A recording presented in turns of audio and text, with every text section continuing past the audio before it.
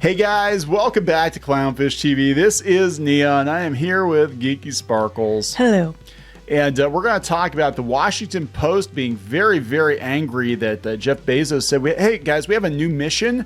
It's to reach all of America, not just the left-leaning America, but we would like everybody to read our paper so we can make money, so we can keep you employed. How's that sound? And they're like, no! You're a bigot! So let's talk about this. We're going to talk about this. Before we get into it any further, please subscribe for more pop culture news, views, and rants, guys. You will get a woohoo if you do. Woohoo. Go out to clownfishminus.com. Help support the reef. Buy some merch. That'd be awesome. Also, as of today, we're extending the memberships to YouTube. I guess we probably should have done that before, but we're trying to build up kind of off platform because you never know. You never know if these social media platforms, we don't want to get TikToked or something. So yeah, we're going to talk about the WaPo staff having a WaPo. I hate that. To me, this sounds like something like you're making fun of a tribe or something. It's like wet ass political opinions. So instead of WAP, you got WaPo. The WaPo, yeah, political the WaPos. Opinions. So the WaPos are mad, but let's talk about where they're going to go with this first, according to the New York Times, because they're very upset that again, this is kind of going along with that MSNBC video we did today too. That media is going back to center. God forbid we create media for everybody, because that's not very American of you. No, how dare you? You only can go to one side, and usually it's on the left. So yeah, the Post began trying out a new mission statement, riveting storytelling for all of America. Because remember, it was democracy dies in darkness, and that was Bezos is like, you know what? I like it dark. I like dark meat. Because it's not real democracy. I know, right? So yeah, they said this week as Trump prepares to re-enter the White House, the newspaper debuted a mission statement that evokes a more expansive view of the Post journalism without death or darkness, riveting storytelling for all of America. Uh-oh. God forbid. God forbid. The statement is meant to be an internal rallying point for employees, according to two people with knowledge of the decision executives are not planning to replace. It's more strident public slogan. Susie Watford, the Post chief strategy officer, has been previewing it to some employees this week.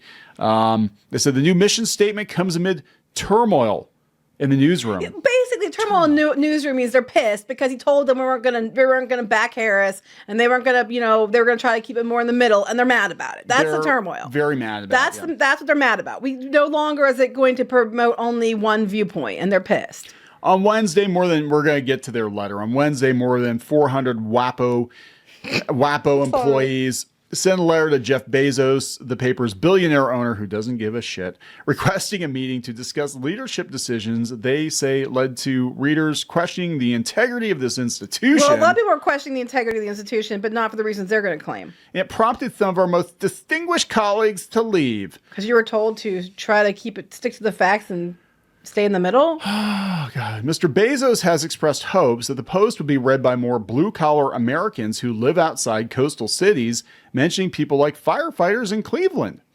He also said he's interested in expanding the Post's audience among conservatives. The people said, "Oh How my dare he? God.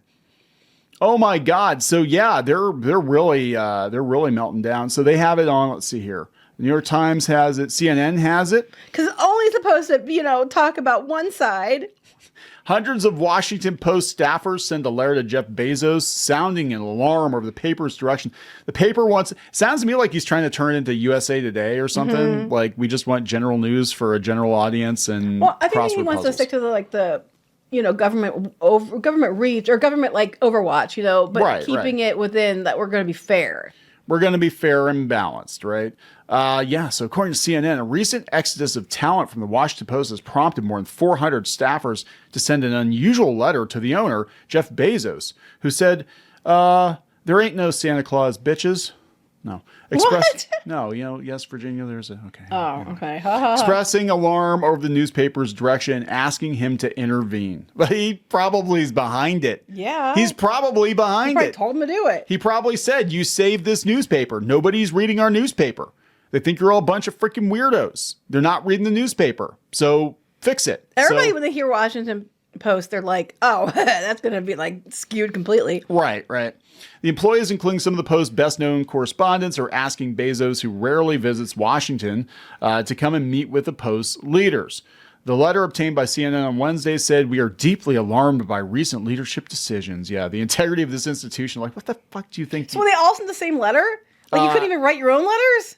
They all sent, I think. If there was one letter they all signed, I'm assuming. While the letter to Bezos doesn't mention Post publisher and CEO William Lewis by name, it strongly suggests the staff has lost faith in their leadership. Over the past year, Lewis has made disruptive changes to the Post and has been accused of harboring hostility toward the newsroom. He's also continued to face questions about his journalistic integrity relating to his past work as a senior executive at Rupert Murdoch's British newspapers. Basically, he questioned them going far left, and they're mad about it. That's exactly what it is. And the same things happen with the LA Times. And look, these newspapers, they're dying. Okay, they're dying. You don't want to see 400 more people laid off.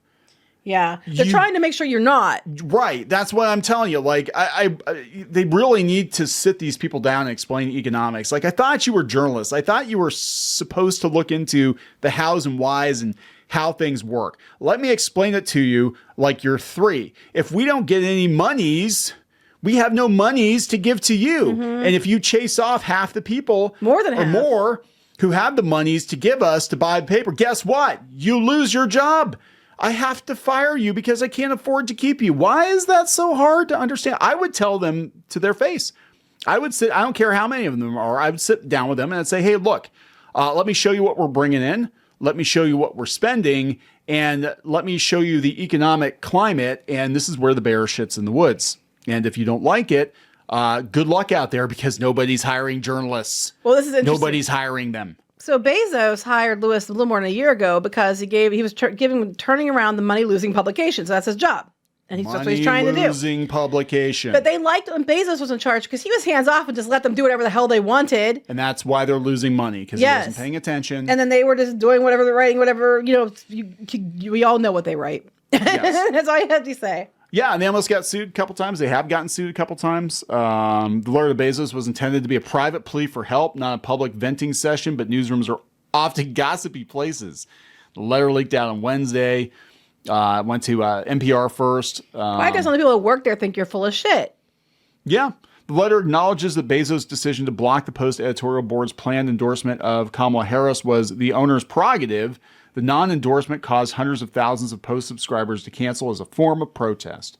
So they're still trying to run in that. Oh, it was your choice, but you cost us a lot of money. Gosh, it's so typical. Yeah, this is they have the letter? They don't have the full letter. No, okay. They're probably not allowed to run it, but they basically said, "Please help us, Jeff Bezos. You're our only hope." I think it's wow. Let's see what the comments here are like. WaPo was once a great paper. We canceled our subscription a few months ago. We won't be going back. Bezos turned it into a mouthpiece for his greed. Oh, God. He's currently worth $232 billion. He paid $250 million for the Post, or 0.1% of his wealth. Why would he bother himself with petty, to him, nonsense swirling in the newsroom? Yeah, exactly. Yeah, he doesn't give a shit. It's just he's going to look at it and be like, yeah, it's losing money. Fix it. As a nation, we should start thinking about creating publicly owned news sources and taxing billionaires out of existence. You can't do that, Kurt, because what you mean by publicly owned is they're going to say what you want them to say. And the problem is if they're doing their job, they would sometimes say things that would make you mad. Sometimes they might agree with you, and sometimes they wouldn't agree with what you thought. Because the point is they're trying to report the news is what they're supposed to be doing, and the truth. What we got here in the New York Times, because the Times is kind of in the same situation too, right? Democracy died in broad daylight, actually, because of storytelling. Yeah. I was part of the 300,000 who canceled their subscription after they refused to endorse a presidential candidate. They don't have to. They don't have to. The contrarian is already more interesting than the Washington Post. Well, then the next thing is people that canceled because they didn't endorse Harris. You would have canceled if they endorsed Trump. Yeah. You know what I mean? Riveting storytelling, isn't that what Trump does? Of course, it's the New York Times, so they're like, we don't. My subscription ended yesterday. I won't miss it. Well, they won't miss you either. Look, I just think people should stick to fact. Yeah. And sometimes it's going to make one side angry, and sometimes it's going to make another side angry. But I think that newspapers need to go back to reporting the truth. And people need to understand that you're going to have to understand that sometimes the truth isn't what you want to hear, but you need to know what the truth is. Instead of living in your own, hole and then being surprised when you didn't get what you thought you were going to get because you weren't actually paying attention. The problem is it's going to be really hard. I mean, this is the same thing with MSNBC, right? It's going to be really hard for them to get people back on board But I think they're looking at the difference between them and MSNBC. MSNBC is going to double down on the Trump outrage. They're going to double down on left-wing talking points, whereas Washington Post, it sounds to me like he's trying to turn it into USA Today, basically. Yeah, that's what I think people general want. paper, just here's the news. We've got some op-ed. You could have a, he said, she said, the problem is, right and left, wing opinions or whatever. Well, that's just it. Like they could do that. But the problem I think you're going to have is, and I think this is going to be an ongoing problem for a while, is the fact that people have been so pickled one way or the other that they cannot look at something an unbiased way just to get the facts. Like they need that hit of I'm right. And I think, and sadly, I think even if you try to pivot back to the middle, I don't know if it's going to work because people are just so used to having those echo chambers and getting angry if it's not what they want to hear. And they get like some kind of joy off this. And you want that confirmation bias so badly that instead of hearing the truth, you want to hear your flavor of the truth. And I think that's across the board. And I think that the news outlets are right to try to go back to the center. But I also get why MSNBC is going to double down on the Trump hate, because they're not trying to fix the problem. They're just trying to, continue limping by with the problem. Until people have been taught, again, like back when we were younger, which was, here's the truth. Well, I won't say the media is always truthful, but here's like the, what the facts are. And you sometimes have to learn that it's not what you wanted to hear. That doesn't work now. And we have to get back to that place where people are looking at it as, I'm looking for the truth, not looking at it for confirmation bias. And until we can do that, and it's going to take a lot of deprogramming to get to a point of that.